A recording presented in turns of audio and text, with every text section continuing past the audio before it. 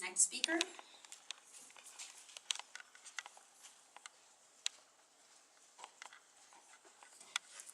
Here, council members.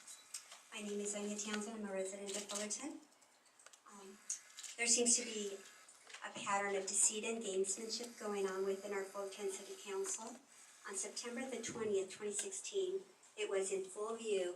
There was a disagreement between council member and former mayor Bruce Whitaker and Mayor Jennifer Fitzgerald about answering a few questions from the public.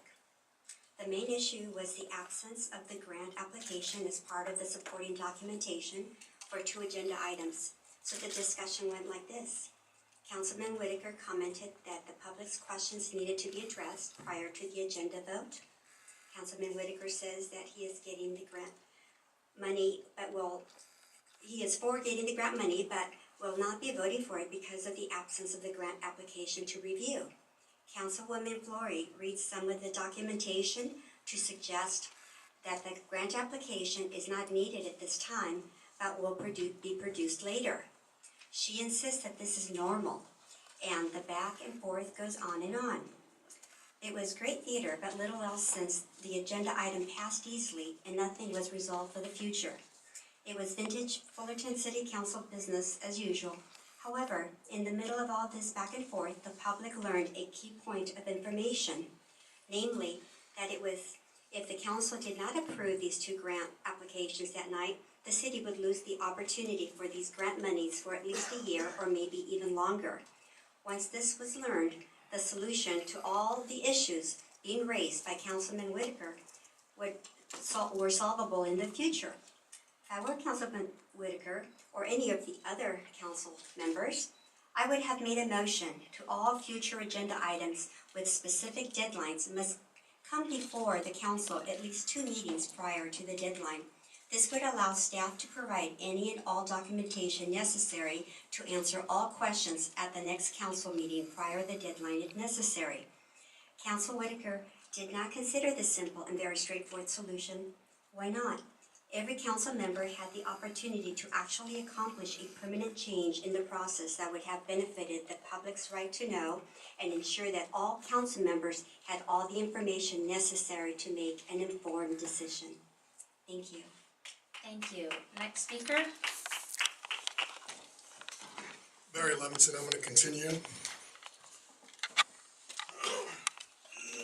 Yet when push came to shove, not one of our council members had the integrity or the courage to make a motion, to do the right thing, the honest thing, and the transparent thing. Bruce Whitaker was once again all talk and no action. He huffs and he puffs, but instead of blowing the political corruption house down, he allows it to continue, to actually flourish in full force. The result of this back and forth accomplished absolutely nothing. The same problems as discussed will be repeated again and again in the future, for all ignored the real solution. However, Fullertonians, it was good political theater. For I am certain Councilmember Whitaker will now claim he was looking out for the people of Fullerton. But my question is simply, was he really? Was he really? He had a golden opportunity to make a difference, and all he did was state his objection while ignoring the solution, staring him and all the other council members, by the way, in the face.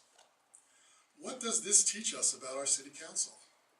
It teaches us that all 5 city council members are basically frauds. These last-minute deadline controlled agenda items have been coming before our council, city council, at the very last minute for years and years. It is not the exception, but the rule. It allows our city government to conceal basic vital information about the agenda item in question. Any one of the council members had many opportunities to correct this obvious pattern, to hide information from the public, while putting contrived pressure on the dais to vote now, regardless of the lack of information. Who is controlling this charade, you might ask, this political theater? Well, currently the 2 people that have control over our agenda, would be our city manager, Joe Fells, and our current mayor, Jennifer Fitzgerald.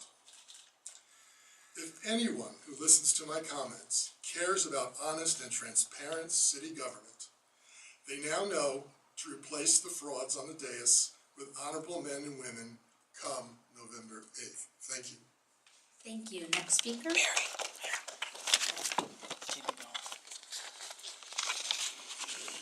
Joe Briano, candidate for Fullerton City Council. You know, this is pretty scathing comments by Mr. Levinson. And I have to admit, between trying to open up Internet Explorer, Google Chrome, trying to get into the agenda, trying to open up the staff reports, and then I have to download them into some bizarre form that is really difficult to print and read. When you couple that with, most of the times, the day before the meeting or a couple hours before the meeting, I can't open this stuff, and there are people in the audience who have confirmed this as well.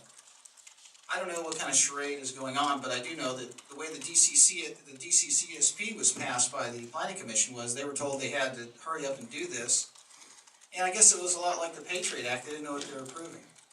So this modus operandi is pretty common, and one of the things that really concerns me is, you know, the last time you guys had something before you, you didn't have anything before you. You had a grant application. Well, what kind of strings were on that application? What kind of conditions had to be met? What was the downside to it? How much money was really going to come in on it? And I guess my question would be, if the grant application is blank or it doesn't exist, and you approve this blank thing that doesn't exist, by the time the grant comes in and the money gets deposited, how do we know how much really came in and was applied for versus how much got deposited? So that's just my little wild element of speculation. But there's just so much that is expected. You know, there's so many people that work so hard, they don't have time to come here. I sacrifice tremendously to follow what's going on. It takes a lot of time away from my family to show up here a couple times a month. And there's 140,000 people here that do not have the time nor the interest to look into the city's affairs, but they are stuck driving on these roads that are falling apart. They are stuck killing their grass because you vote to kill the trees with the water rationing, even though there's apparently plenty of water for high-rise housing development.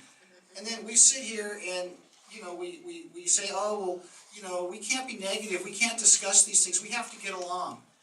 Ladies and gentlemen, I've been in the private sector for 27 years since I graduated from college, and I've been married for almost 20 years. I know how to get along with people. I know how to get things accomplished. So you can't tell me that being negative is something that you refer to exposing truth in fact as, when in fact it's constructive criticism in the private sector. In the government sector, it's called playing ball. Well, I didn't bring my whistle tonight, but I certainly hope that in November someone's going to blow that whistle and call this game off and replace the people on this council with people who can give us civilian oversight on our police commission, who will stop this out-of-control development, who will end these blatant conflict of interest with some of the members on this council, and who will listen to people and not just give us lip service and play political games and operate in very deceptive ways that move and further agendas and special interest agendas in this community to the detriment of the residents. And that's why Joan Briano is running for city council, and I hope I win. Thank you. Next speaker? Nice.